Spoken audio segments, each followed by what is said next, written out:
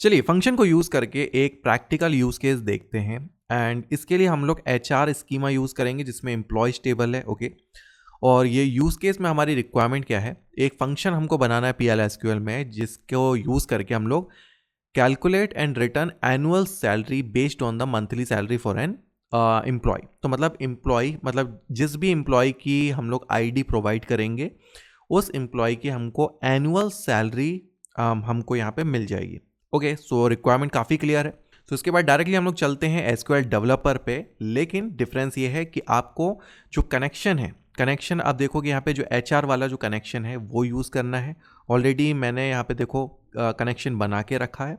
Okay, अब देखोगे HR में अगर आप टेबल्स में देखोगे तो एम्प्लॉयज़ वाली यहाँ पे टेबल है और इसमें जो जो भी कॉलम्स हैं, सो आप यू कैन सी कि यहाँ पे सैलरी वाला कॉलम है। सो इन दिस वे हमको एक एम्प्लॉय की मंथली सैलरी तो यहाँ से मिल जाएगी और उसको 12 से मल्टीप्लाई बस करना है। ओके, सो HR वाले कनेक्शन में चलते हैं। एक सिंपल सी क्वेरी क्या है, select salary from HR.employees, employees वाली table where employee ID equal to जो भी आपकी एम्प्लॉय की ID है।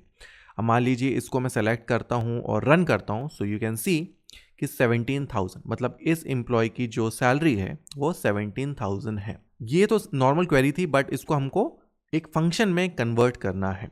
तो चलिए फंक्शन बनाना स्टार्ट करते हैं हम लोग। क्रिएट और रिप्लेस फंक्शन, और इसके बाद फंक्शन का नाम तो हम लोग दे देते हैं गेट एनुअल सैलरी एंड इसके बाद एक इनपुट पैरामीटर क्योंकि हमको एम्प्लॉय ID भी चाहिए, राइट। सो इसके बाद एक पैरामीटर यहाँ पे बना लेते हैं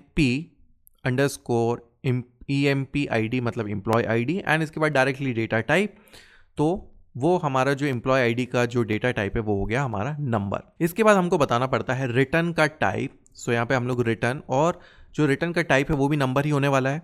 जो सैलरी है और उसका मल्टीप्लिकेशन भी करेंगे एनुअल सैलरी भी, वो भी नंबर के फॉर्मेट में होगी। तो नंबर एंड इज बिगिन और एंड जैसे कि मैंने सजेस्ट किया था कि एंड के बाद ऑल दो ये मतलब ऑप्शनल है, बट रिकमेंड करते हैं कि यहाँ पे एंड के बाद आप एनुअल सैलरी इस टाइप से आप प्रोवाइड करो। अब ये जो बिगिन और एंड है इसके अंदर हम लोग ये सिलेक्ट वाली क्वेरी को हम लोग यहाँ पे यूज कर लेंगे।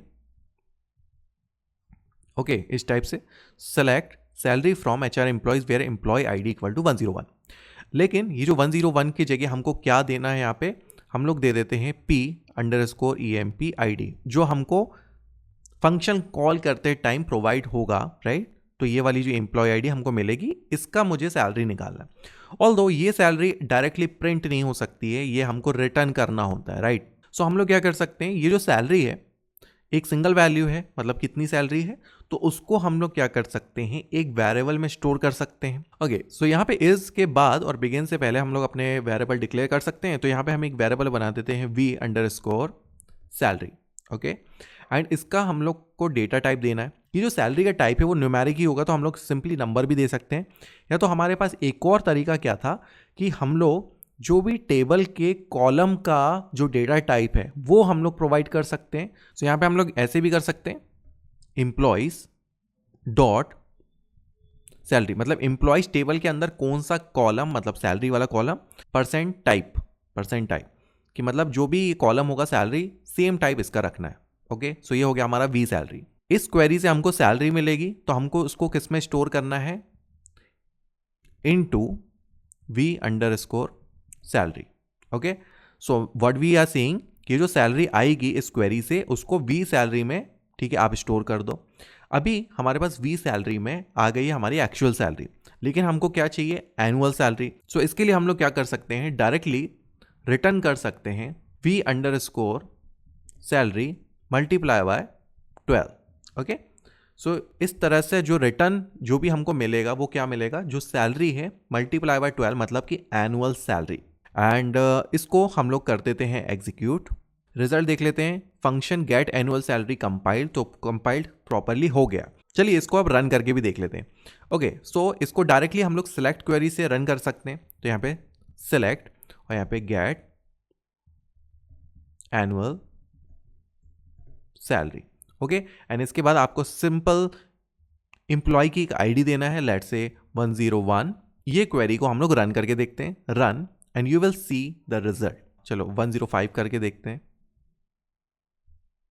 ओके, 57,600 इसकी कम है। ओके, सो ऑल्दो हमको यहाँ पे प्रॉपरली रिजल्ट मिल रहा है। सो एक बार हम लोग वेरीफाई भी करके देख लेते हैं कि जो रिजल्ट आ रहा है जैसे कि 106 का वो प्रॉपर है कि नहीं।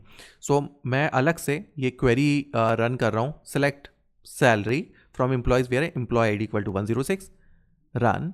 सो यू कैन सी 4800 उसकी सैलरी है, मल्टीप्लाई बाय 12 करेंगे तो एग्जैक्टली सेम आएगा। तो मतलब हमारा जो फंक्शन है प्रॉपरली वर्क कर रहा है। सो इस टाइप से हमने देखा कि हम लोग फंक्शंस को कैसे एक्चुअल डेटा को रिट्रीव करने के लिए यूज़ कर सकते हैं।